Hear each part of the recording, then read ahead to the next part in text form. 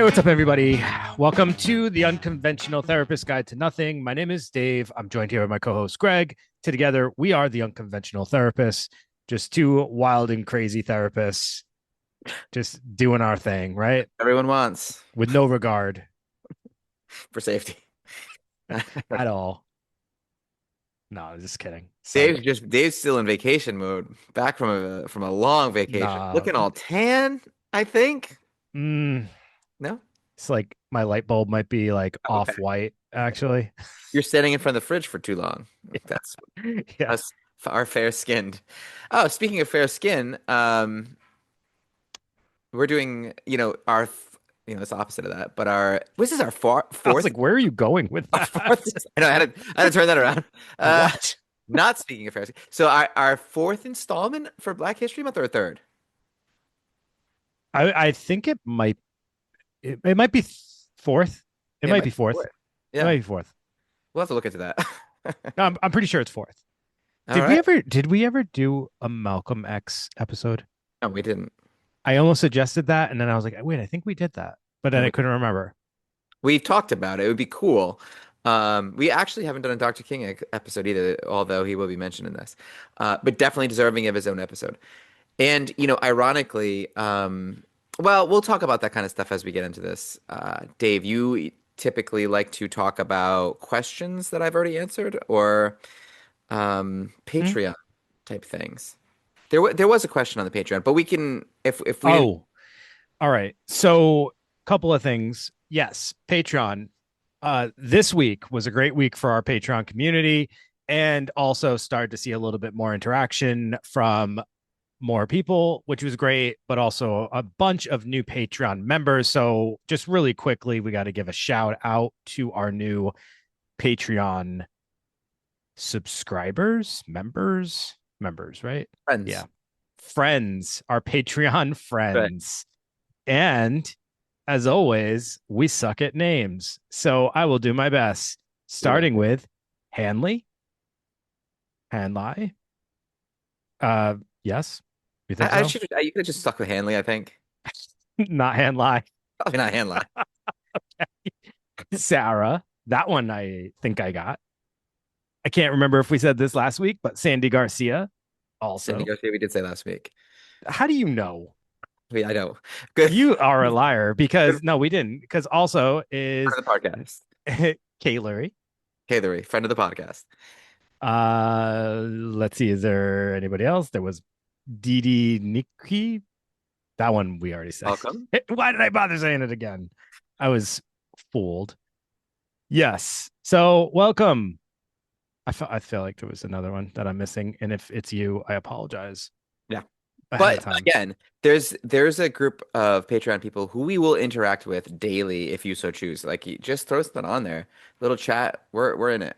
So Yeah. welcome. Wait. Did you?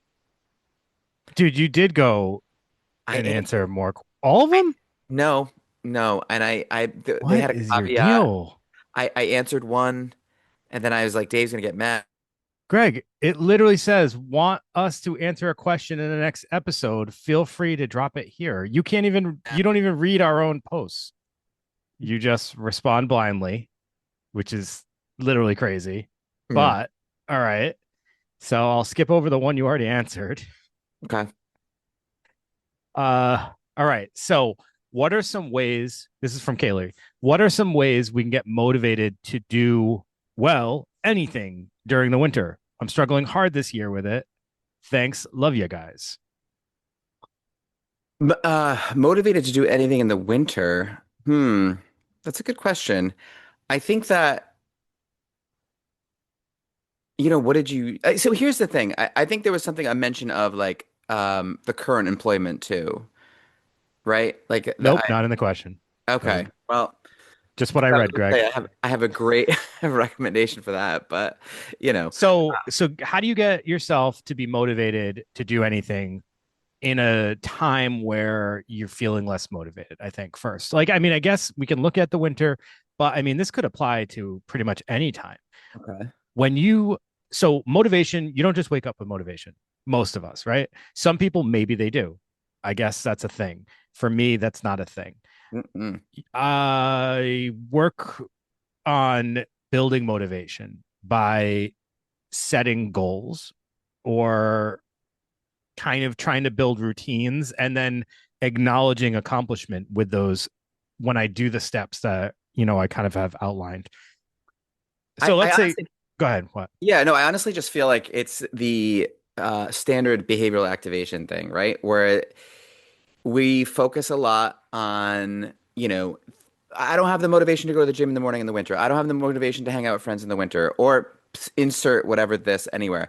Well, it's like because you're waiting for the feeling to want to do that instead of doing it and then the feeling will come after. So it's like engage in the things that you think you might want to be involved in, engage in things in general, and your mood should follow. It's we always kind of get it opposite where we're like, let me wait for my mood to improve, then I can start engaging in these things.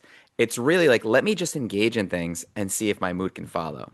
Sure. So really, again, Dave, like we're barking up that tree of focus more on the things on what you want to do and less on how you want to feel, because by focusing on what you want to do, you're going to end up feeling better. I heard this great quote the other day that butterflies disappear when you try to chase them. So if butterflies are this representation of happiness, butterflies will disappear if you try to chase them. But if you create a beautiful garden, the butterflies will come, right? So it's like Yeah. do the things, and then see how the feelings sort of follow. And I mean, that sounds super easy the way you're saying it. And it's harder though in Absolutely. actuality. So you got to like build your way up to it, I think. So Brick by brick. that's kind of what I'm saying with like starting to like set small steps, just outline or build routines and then acknowledge when you accomplish those things because that acknowledgement that is that reinforcement Hmm. of like this feels good. Oh look, I did this thing today and it was super hard to do and no other day was I able to do it, but today I set out to do it and I did it. And that's part of like the process. Just continue to do that and then that builds motivation over time. Absolutely. I call it like brick by brick, like one little thing at a time. It's not like and maybe we're going on to a different topic now, but you're absolutely right when it comes to building motivation. It isn't, that's why that Atomic Habits book took off. There's another book called Tiny Habits. It is really about managing your expectations, I think. Mm-hmm.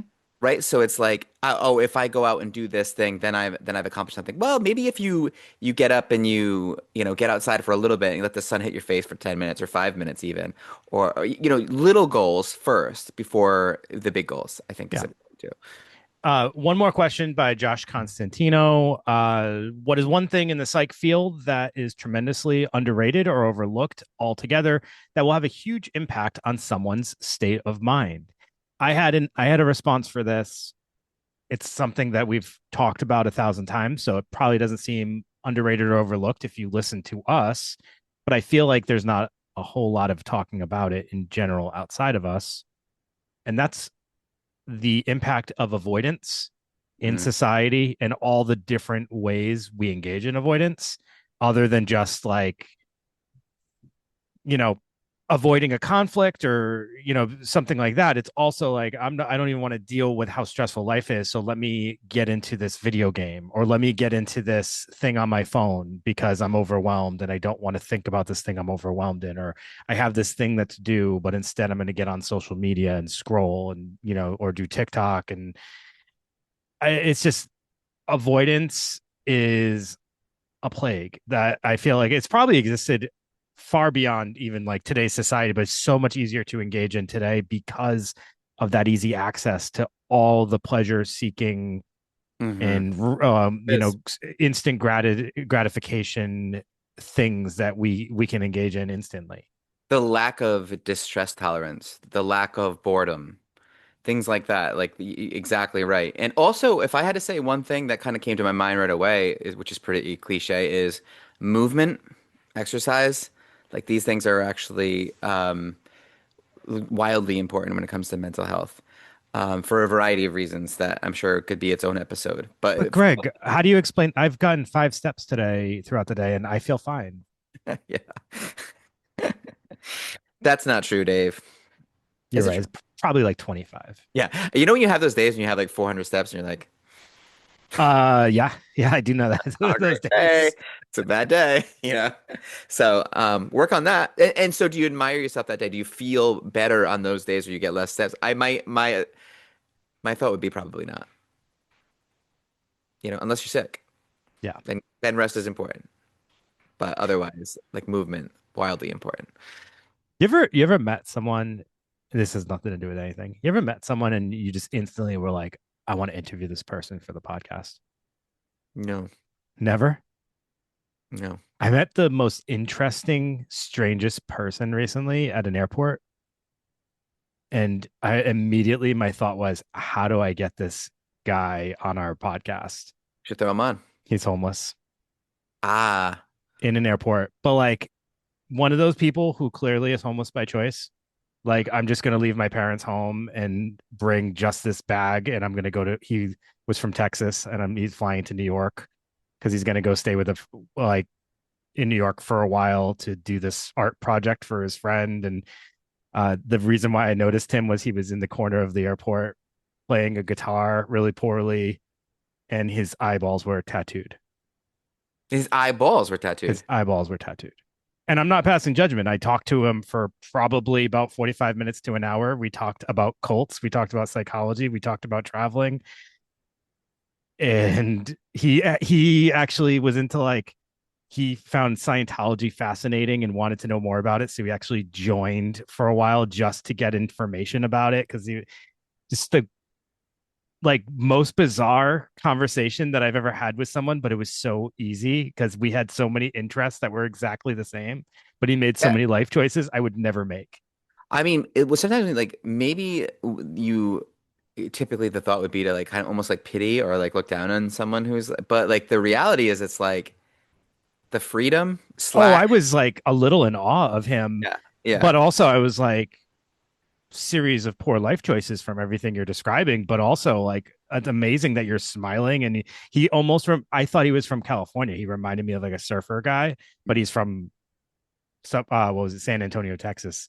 And Okay. just like I don't know, he just had like the most free spirit thing. I don't even know what made me think of that to bring that up, but I guess it's that thing where it's like I don't know that anybody else would have talked to him, but like I ended up finding myself getting in this long conversation, and I'm like so fascinated by people. And You should have turned the phone on. You should have done a little I interview. know I should have, I really should have, because all I was thinking is like, if I find him fascinating, oh wait, no, Greg will probably hate him. No, that's not true. I'm just kidding. No, you would have too. You would have found him interesting and crazy.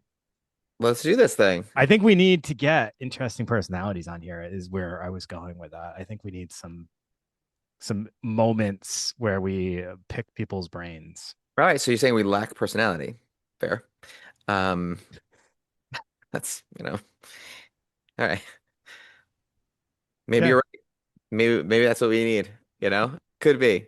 I think what a goal of mine would be to expose our audience to personalities that they might not find themselves always encountering, and seeing that there's value in even like the strangest people. Oh, I And we know that because we talk to strange yeah. people all the time, Yeah. and we are strange. I've literally been the wild things I could tell you about the subconscious and the psychotic people and sometimes the most profound things that they say where I'm like I like you're not making sense, but at the same time you're making all the sense in the world, which is like scaring me right now. You know Mm-hmm. what I mean? Like spiritual stuff or saying things that like I've dined with you in the 1600s and then say something like about my personality that's like really on point about my personality and I'm like, Interesting. what really? You know what I mean? Like that, like Yeah. just kind of what like take you back kind of stuff. I've actually had someone who I was with was hanging out with an old friend, hadn't seen him in a while, right? And there was a person brought into the hospital, most manic person I've ever seen in my life, writing all kinds of things down, right? People, the nursing staff can sometimes be a little rough around the edges. So they were like kind of joking around a little bit about the stuff they were writing. And I took the paper and I looked at it, and the name of the person that I saw earlier was written down on that piece of paper. And I was like, that's kind of weird. And coincidence, sure. But are they tapping into some kind of collective unconscious like Freud would? I mean, like Young would have you believe. Mhm. I don't know. Maybe. Maybe. Anyway, So we are here today to, as we mentioned, either doing our third or fourth, but I'm pretty sure it's our fourth Black History Month episode. Today was a little different, though, how like this topic idea, because I want to touch on a couple of things, and we're going to use some examples of specific types of traumatic events, which we've already done though, because we did the Tulsa Race Massacre episode. So I didn't want to just duplicate another, like, oh, this traumatic event happened to this group of people. I wanted there to be an extra element to it for us also to dissect. And that is the idea of race and this and places of sanction. Is that the right word? Or say like these sacred. sacred places that Mm. they have, and that violation of those sacred places, right? Yes, absolutely. So Would you have considered like, you know, the Twin Towers a sacred place to America? Sort of like not in the way that I would associate a church with a community of people. Just to me, I never thought of the Twin Towers as that. Maybe that's because I'm like not from. representing sort of like I guess in America, like America as a whole, like ingenuity and affluence and bit Here's the thing. whatever. Maybe if I was not a naive 19-year-old at the time, I would have thought differently about those buildings.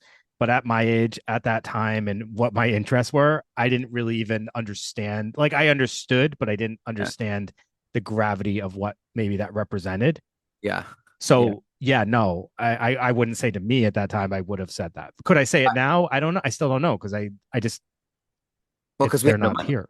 and we don't know what it's, that's like affluence doesn't cut it. Sure. I guess that's a piece that would be lost on me because so I guess no, still Power. because like I automatically assume churches, religious temples, things like that being Historical sites kinds of. well, it's what do you associate a church with? Beyond just prayer, what do you associate it Yeah, community, gathering, comfort, with? you know, Safety, safety, sure, peace, all these kinds of things. peace. Yep. No, no, you're right. And honestly, so I read about the piece that I'm going to be covering, and then I heard an account from people involved, and it just completely shifted my whole perspective on this whole thing. So it's Okay. Let's hear yeah. it. Do you okay? Mind if I get involved in it right now? Yeah. So I'm going to be talking about the 16th Street Baptist Church bombing, and this was a terrorist attack. September 15th, 1963, Birmingham, Alabama, an incredibly important place in civil rights history. Yeah.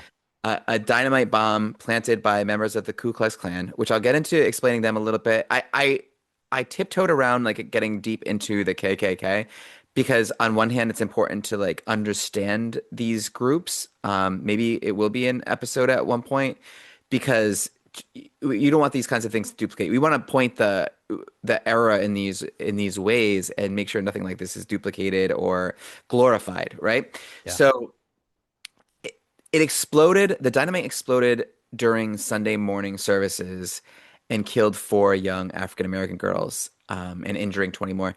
So this, first of all, Dave, think about the strategic timing and the cruelty. And like it's not a mistake that this church is attacked on a Sunday morning. Like let's be honest here, right? There's something very specific about that. And they knew, and I'm going to get into this, they knew that like children were going to be there, tons of children and families, and this is going to be devastating. This event is pivotal. It's a turning point in the civil rights movement. Right there with like Emmett Till, and like those images, this like galvanized America's point of view, and really was a catalyst in passing the Civil Rights Act. And I'll talk about how. So 1963, let's set the stage a little bit. Here's something interesting about this time period that's different than like Reconstruction 1865 and even like the later waves of KKK influence, like right after World War One, like into the 20s was probably the peak. But this was a time where everyone was kind of sitting around a TV at a certain time at night watching the news. This was like America was a captive audience.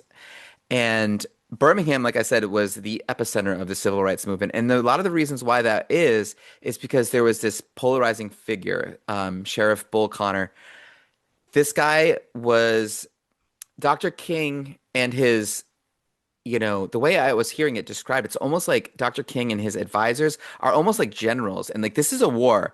It's a war on racism. It's a war on segregation, and there's strategy involved. And there's good and bad, and like there's difficult decisions that need to be made. So here's this guy Bull Connor who is like the picture, a cartoon character of like racism. He's the sheriff in Birmingham. He's just this awful human being, and they needed someone, a white figure, to kind of have be the enemy to represent sort of white people in a way. So with the American people at home watching, seeing what he's doing and saying we're not with him. You know what I mean? Like it needed to be someone where it's like I can't picture myself to be with this guy. And Dr. King knew that he had the public's attention, and he also knew something that's a little more like difficult to talk about. He knew that he needed to have more people involved. He knew he needed to tear at the heartstrings of America. He knew this had to be peaceful so that people aren't like, oh, look at the fights, you know? And he Yeah. knew that he needed to have children involved. And of course, he didn't know everything was going to happen like this, but there was this children's crusade, and this was, having children kind of be part of these marches and these gatherings where this is the time where you see those images of like fire hoses and police dogs and Yeah. turn on kids like weapons, right? Kids, women, everyone. This is what people are seeing on their TV. They're seeing all these atrocities. I mean, these images are burned into my mind, and I didn't live through this time. I mean, you can kind of remember these scenes, right? Yeah. Yeah, there's the one scene that they often will mention, and Kennedy is noted for his response to it, but is like a officer almost like pushing a kid towards an attack dog, Yes. and those are just like brutal and inhumane acts that they're being caught in the pictures.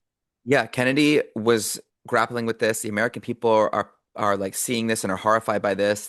Kennedy said it's a moment once seen and cannot be unseen, essentially. It's like paraphrasing. But what's also interesting about this time, if you know anything about Kennedy, this is during the Cold War, and the Russians, it's not even propaganda. They're in their schools showing this footage and saying, these are your good guys. These are supposed to be the good guys.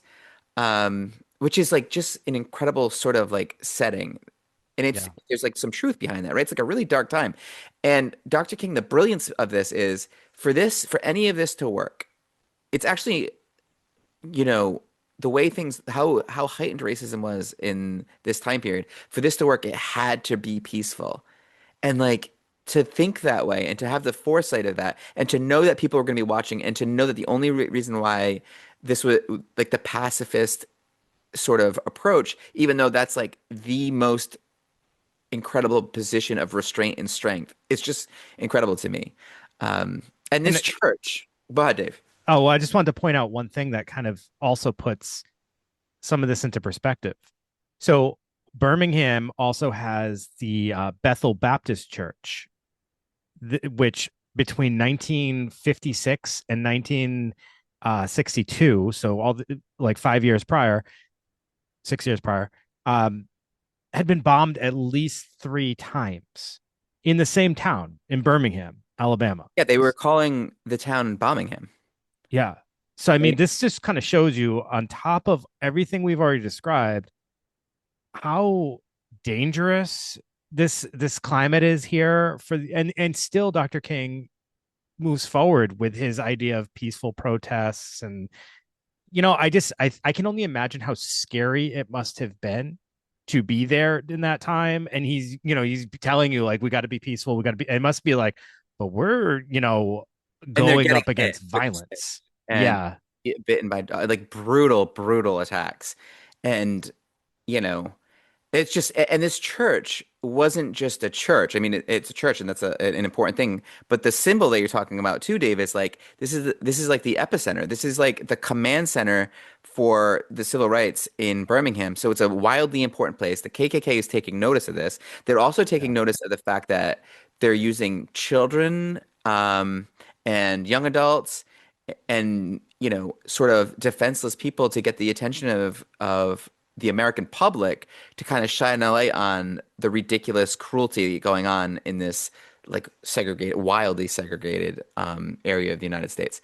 And the night of the morning of the bombing, there was 15 sticks of dynamite strategically placed, and it ended up killing four young girls in the church basement, who were changing into their choir robes. If you want to think of like of the horrific nature of that, Addie Mae Collins, Cynthia Wesley, Carol Robertson, and Carol Denise McNair.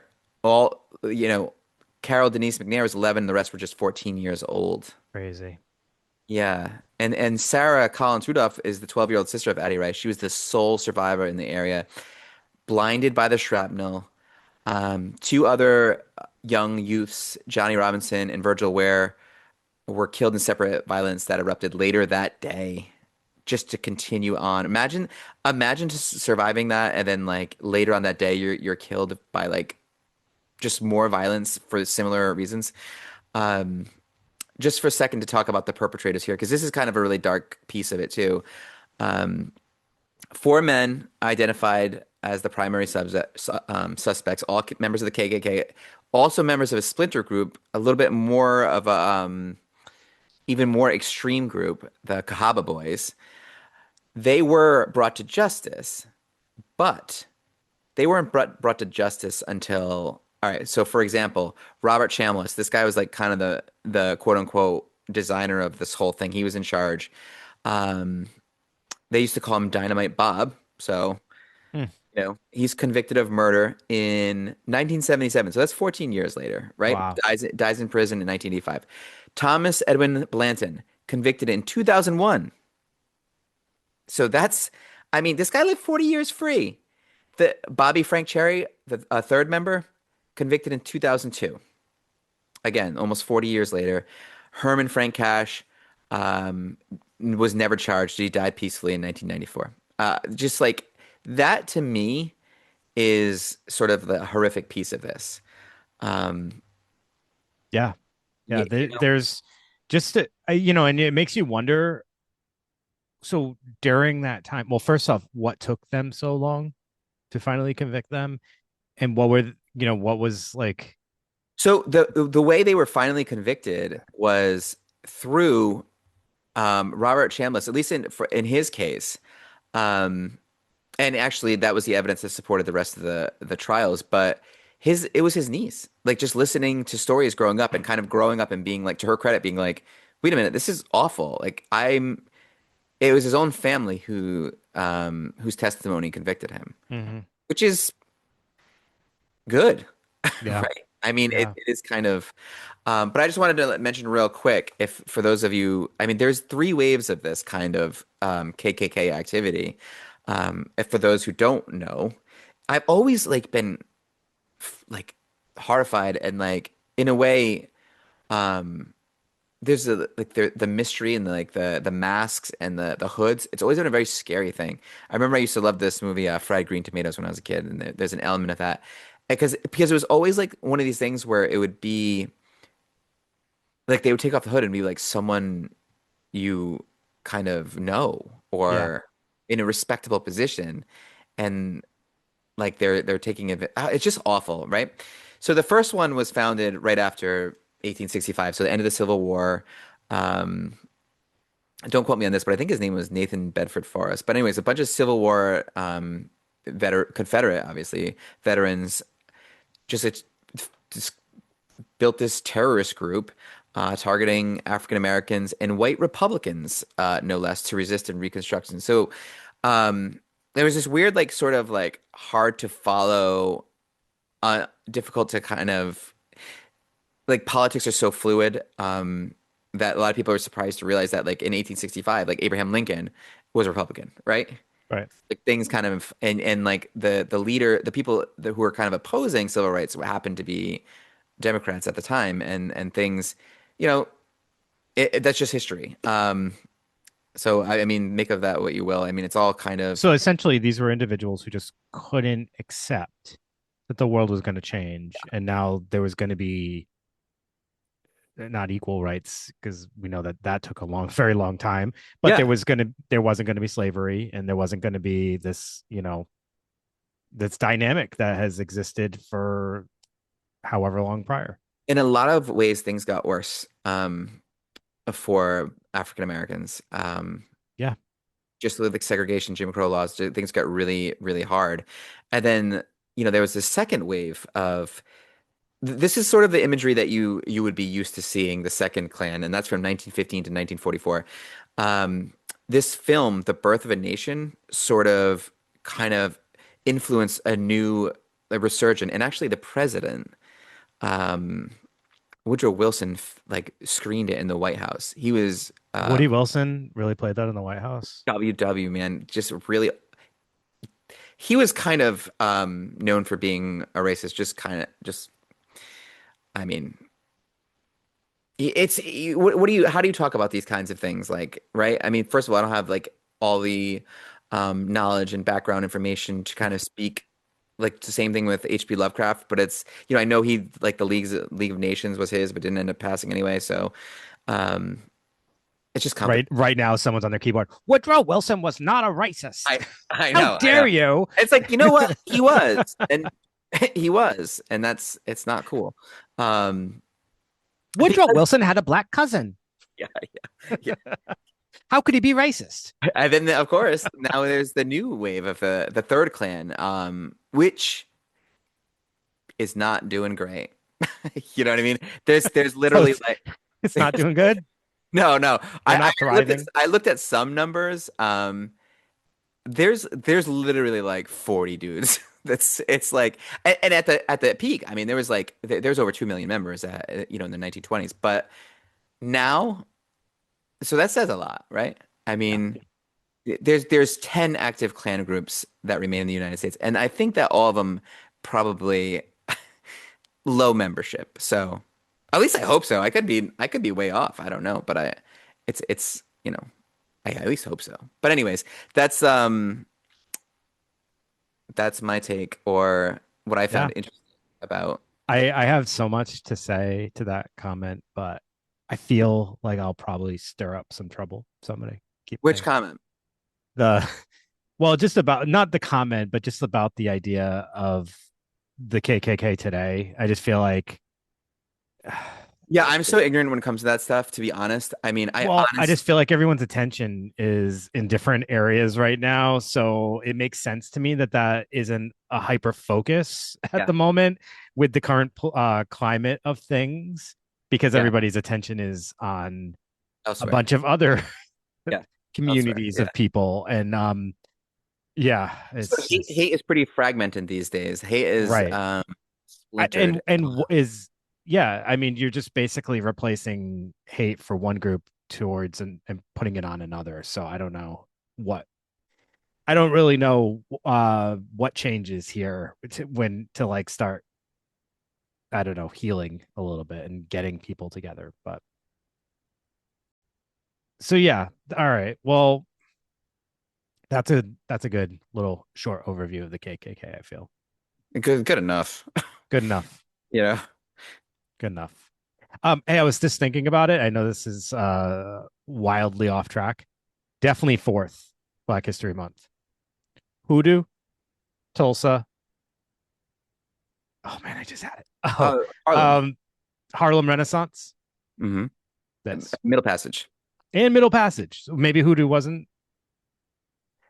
I don't know. I thought Hoodoo was Well, good also thing on you board. broke it up the episode for that chime in. Yeah, but definitely at least fourth, maybe fifth. Yeah. Then maybe fifth. Who knows? Maybe we've been doing this for 6 years. Who knows? All right. So that that whole Birmingham situation brings us to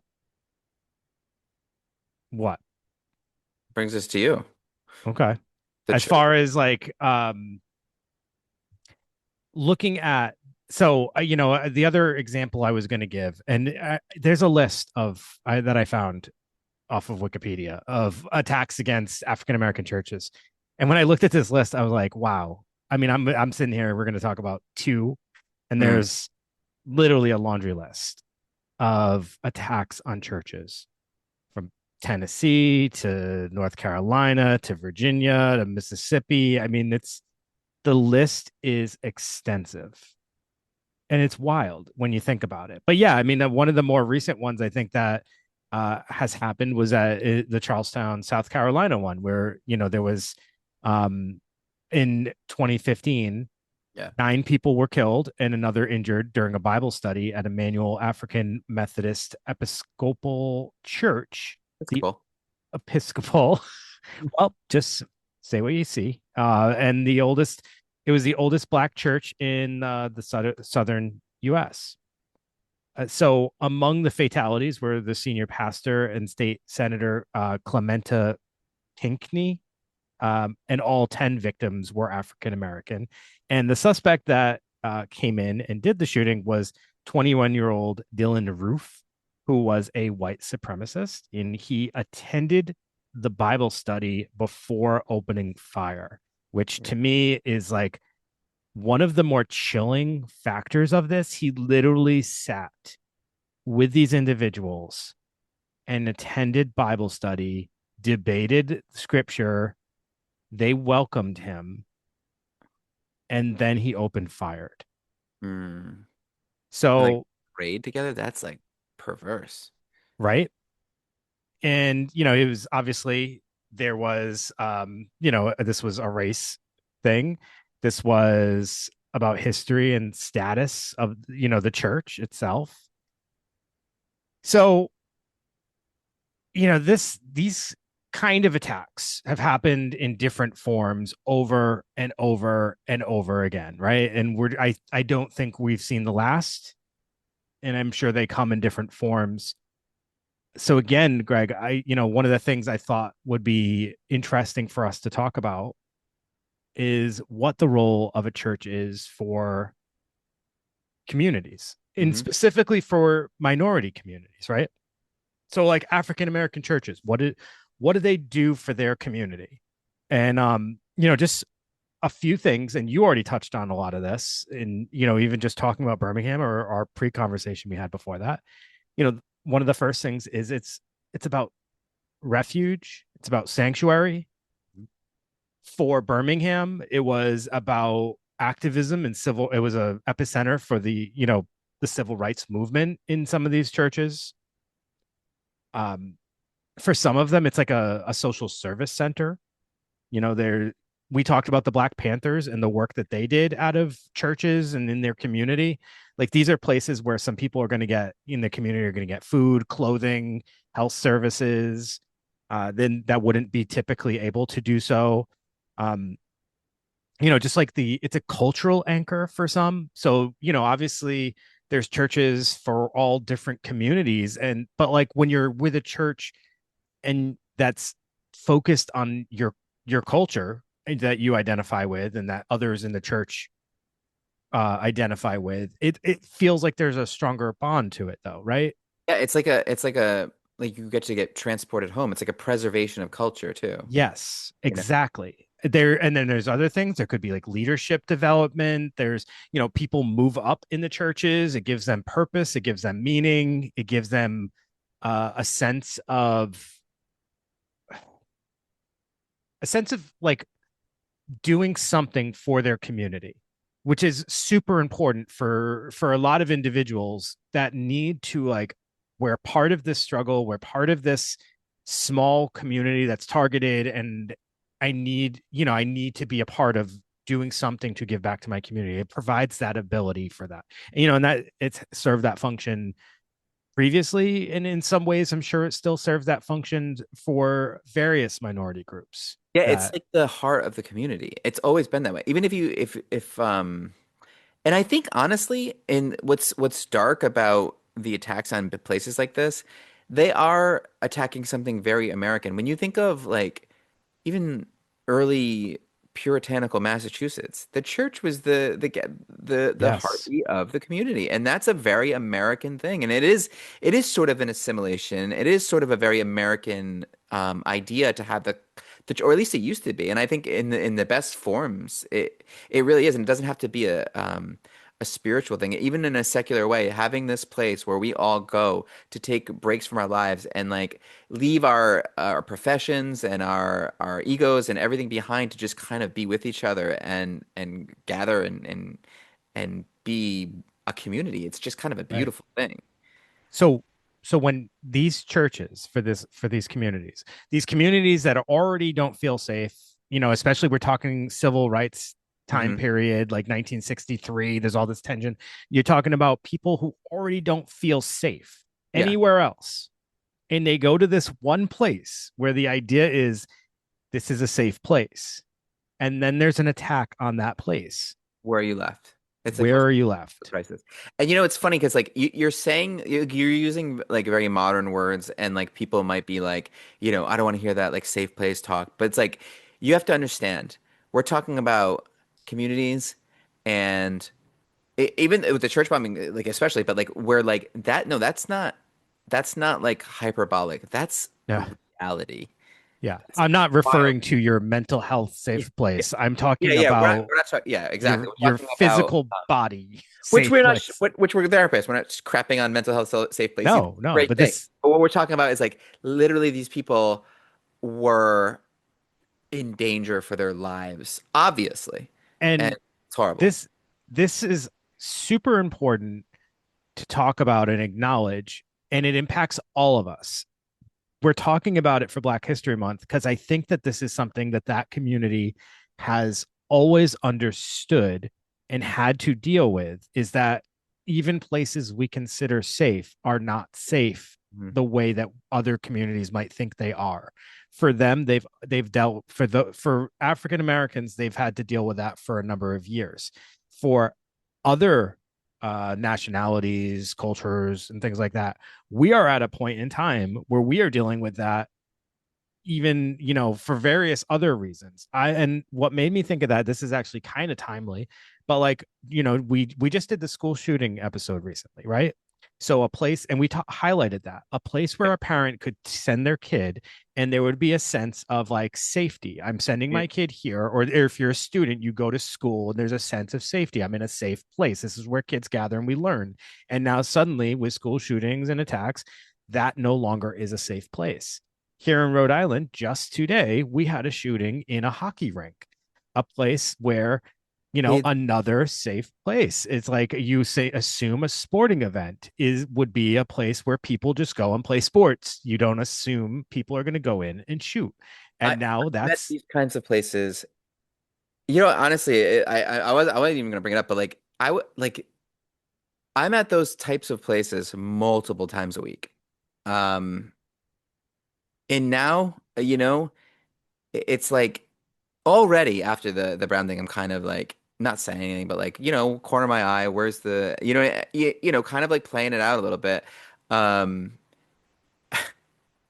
you they, you lose that sense that there is a place you can occupy that is not vulnerable to hate, to violence.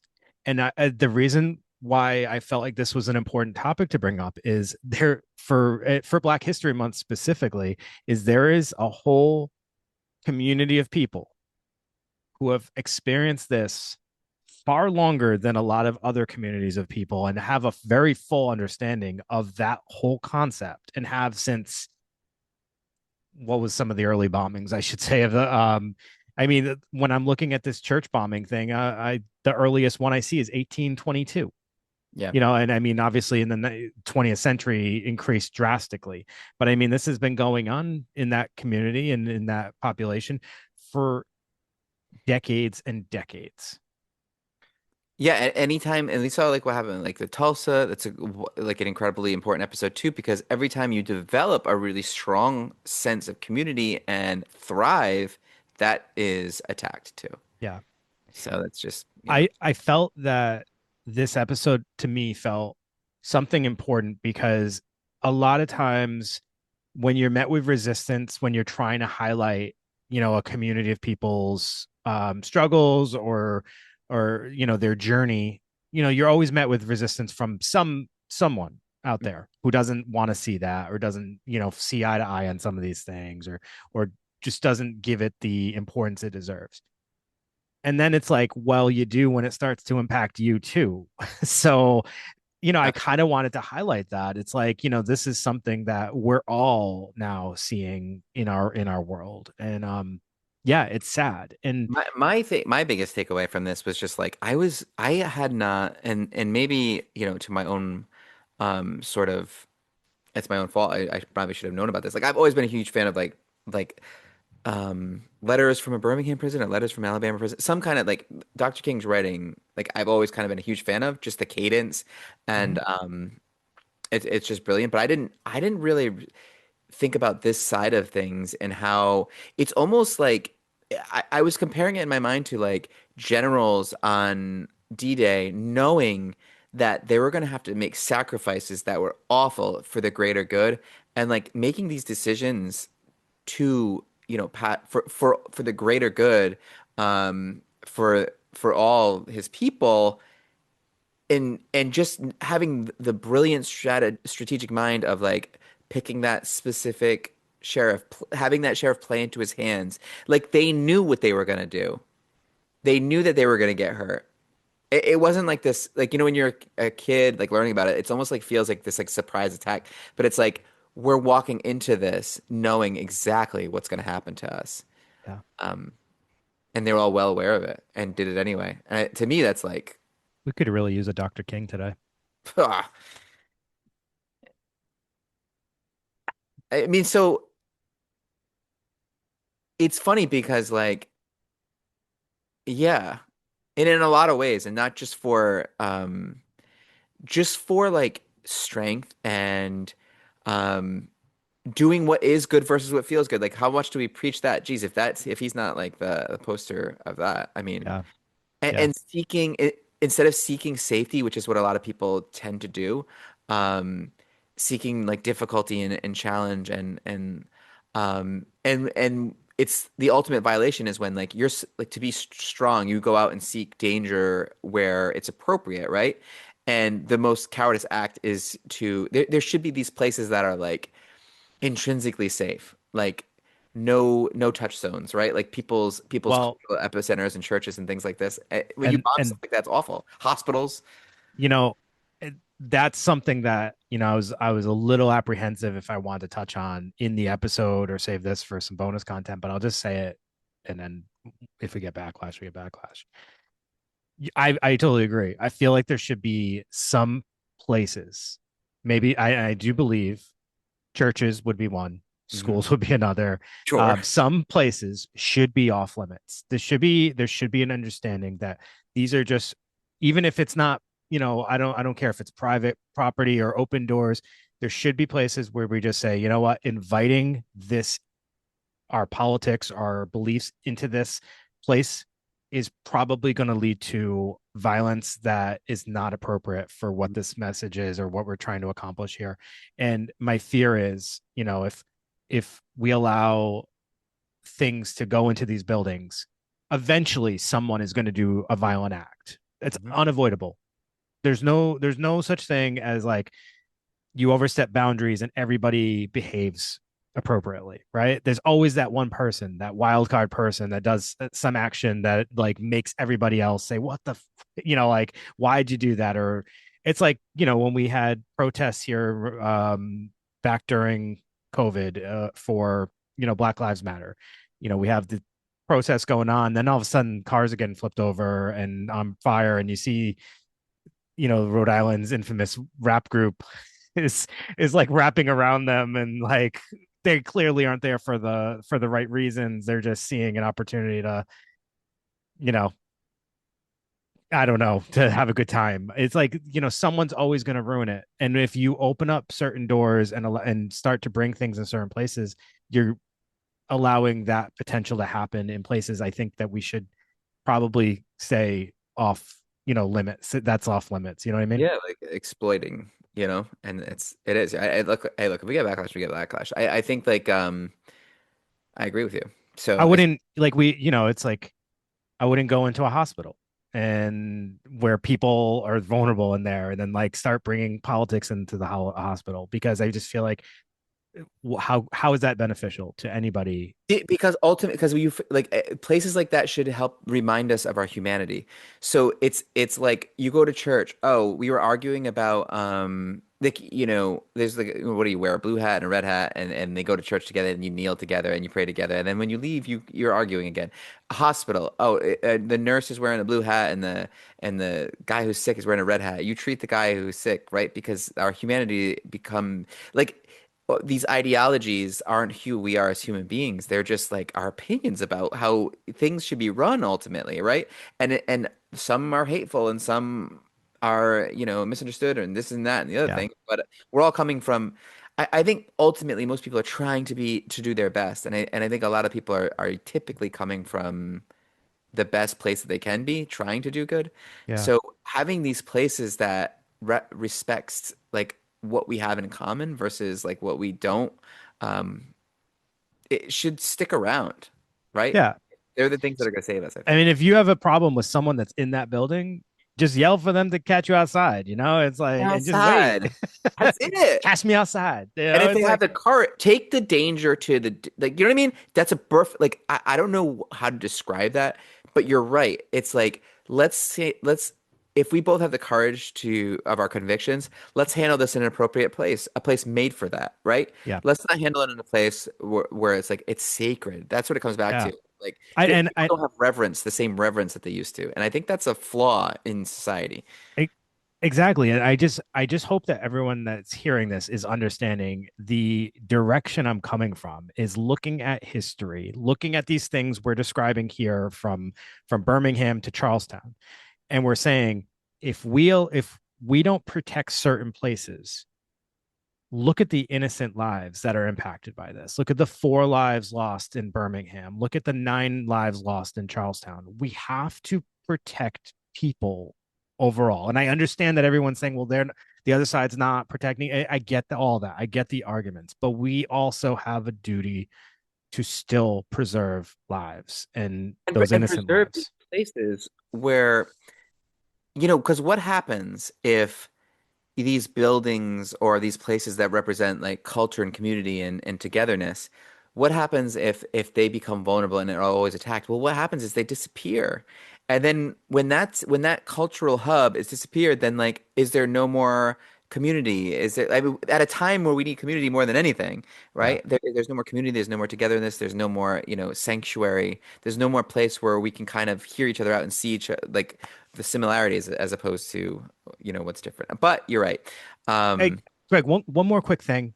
Um, just something I totally forgot to like mention, but I wanted to just make note of it. So we talked about churches kind of representing like a safe space for the African American community, and the idea of that being violated with these attacks. Another thing that like they when we did the hoodoo episode, right? That was something brought over from their culture, right? And that was that the purpose of hoodoo. I know it got the reputation for being black magic or evil, but the purpose of it was what? Safe. It was protection and safety spells that they were able to kind of conjure, right? And their whole their whole journey was about finding protection and safety. And every time they had that, they kept there was always this vulnerability to it, right? There was always this attack on the things that helped them feel protected and safe. Um, Up until today, too, like the 2015 Charlestown thing is a perfect example of that. And I just when we were talking about it, I meant to mention that hoodoo concept because I that always stuck with me. How you know it was for them. It was just about protection against Holy the shock, that episode didn't do better. yeah. I thought it was a really good one. I really liked that sort of concept. I did. I liked it too. I think about it often though, like that whole idea of like a community seeking and like all right, so even Sons, the the losing your protection, coming to this as a refugee to this foreign land, and you have no community, you're all alone and isolated, and suddenly you're having the this demon presence in your dreams that actually causes you to pass away. It's like protection is so important for That David's cultures. referring to, for those who aren't familiar with sudden, Not unexplained nocturnal death syndrome, yeah. you know. Yeah. Sons. So, I was don't just throwing that acronym around like no big deal. Um, that was a prior episode going back, also very interesting. But again, it's about culture and it's about coming to this new land. It's about, finding community and safety and what happens when there's lack of. So it's important for us all to have spaces that we feel safe. And we're in a time where all of us are vulnerable right now. Yeah, I know, because what's next? Homes, Yeah. you know, What's uh, next, Holmes? next homes. Greg, we got a quick review that we got to review. Let's review the review. Let's review the review. I'm going to pull it up. Maybe you can make a little side talk while I pull it up. Oh, okay. So, ooh, that's a lot of pressure. All right. I got it. You failed. That's a lot of pressure. Good job, Greg. You nailed it. Oh, wait. You got a few more seconds. It's not I was loading. talking about how I felt. Pressured. All right. So Nothing this up. this Right. review is from Margaret 000. And she writes, great podcast.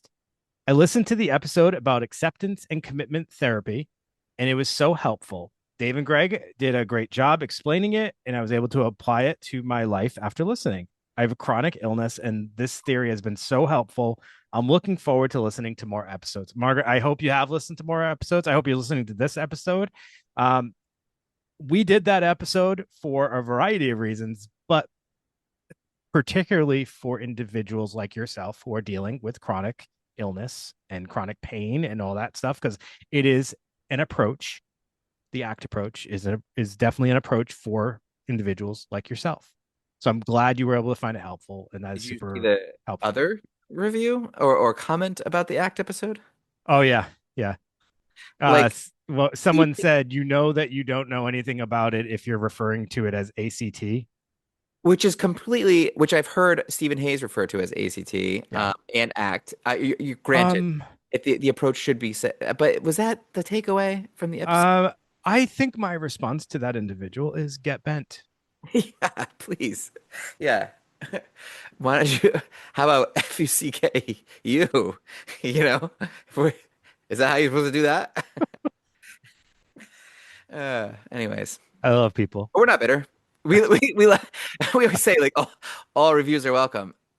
You can say, listen, if you want to, you do the critique if you want, as long as you give it 5 stars, we're fine with that. No, I think it's funny sometimes. I mean, if it's that's not a critique. That's literally just talking Just being mean. smack, dude. Like Yeah, just it's just being mean. whatever. I laughed when I saw that. I thought it was funny.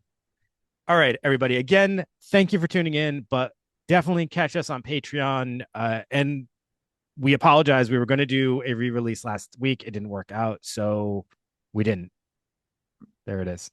Okay. but here we are today, and here's our episode, and will be a bonus this week. So hop on the Patreon train. Hop on. Choo choo. Right. Pod City DJs. For those, look that up. Come and ride the train. Yeah, that's right. That's Wow, no one knows what we're talking about except for like 5 people.